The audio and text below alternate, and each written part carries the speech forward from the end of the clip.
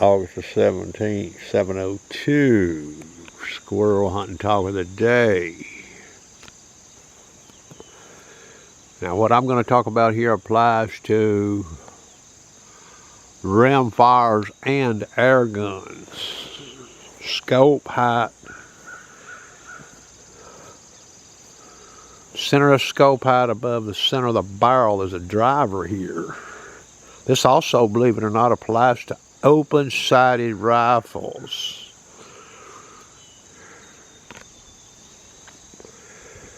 Should you be worried about close shots, 20 feet, 10 feet, 30 feet, squirrel hunting in the woods? Well, probably a lot of the squirrels you shoot won't be that close initially. But you could wound a squirrel shot out there at 30, 40, or 50 yards, right? Well, you know, when a squirrel gets on the ground, leaves on, you have to get sort of close to him a lot of times to see him. He's wounded. The name of the game is to put that squirrel out of his misery so you can harvest it with as few shots as possible, because additional shots, the more shots, you scare possibly other squirrels.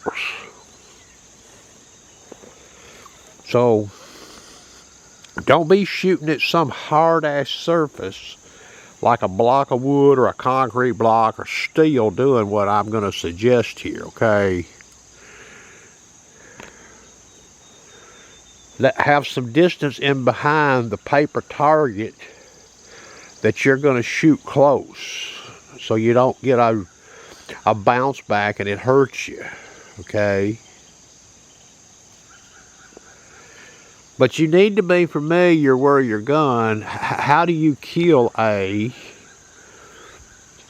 20 feet away squirrel?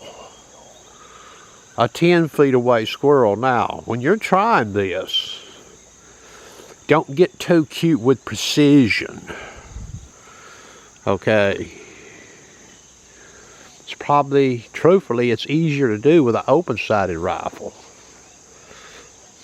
You got a tall scope on a rifle, and you don't do what I'm suggesting, and you know where your guns are hitting it close, you're going to be in for a ride in the woods, okay? You may waste a half a box of shells trying to put a squirrel out of his misery at 15 feet.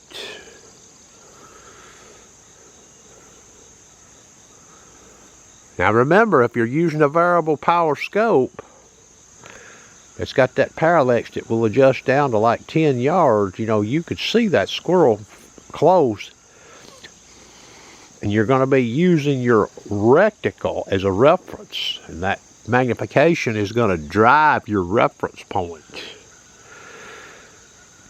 So what I recommend you do, if you have a second focal plane scope, turn the scope to minimum magnification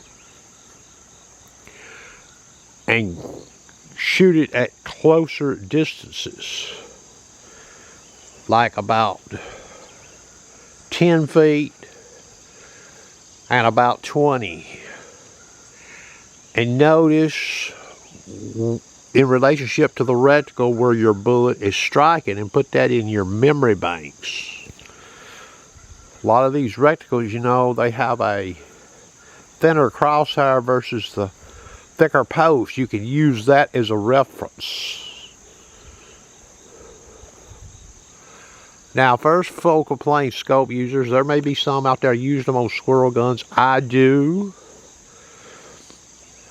Okay, well, you've got reference marks in that gun. You don't have to worry so much about your magnification. But you do need to have a fairly clear picture of the squirrel in the scope. So you'll need your parallax turned down, and you may need to turn the magnification down somewhat to get a clearer view. You may have to leave it up somewhat though, so you can see the reference numbers marks in that first focal plane scope reticle.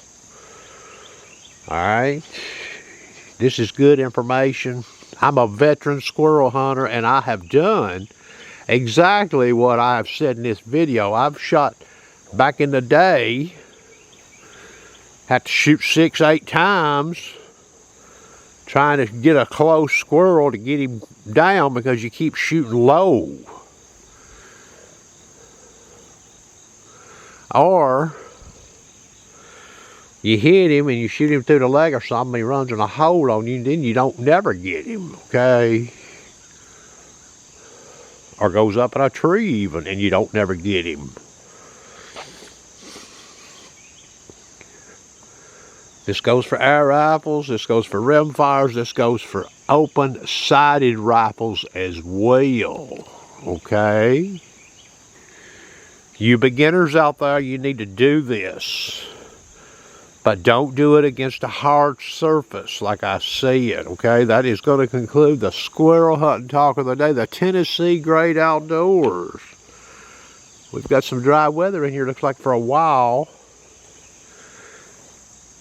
Squirrel season opens here next Saturday. That's going to conclude the video.